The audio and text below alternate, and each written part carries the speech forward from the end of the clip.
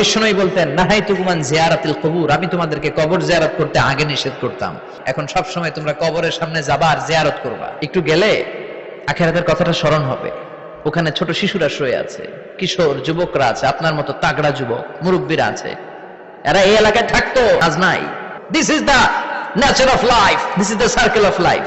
ছোট্ট শিশু হয়ে এসেছিলেন, শৈশব, কৈশোর, যৌবন, প্রৌঢ়ত্ব। আগে ছিলেন সিঙ্গেল, বিয়ে করে হয়ে গেলেন ডবল।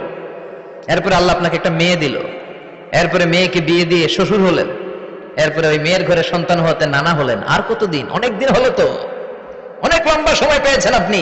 Think about that. এবার যাওয়ার কথা ভাবেন, আখিরাতের সামানের কথা ভাবেন, ফিরে যেতে হবে। কি শক্তিশালী যুবক, বার্ধক্য চলে আসলে লাঠি ছাড়া চলতে পারে না। কুচকুচে কালো দাড়ি সাদা হয়ে যায়, দাড়ির শুভ্রতা, বয়সের ভার, রং ধরা যৌবন জং ধরে শেষ।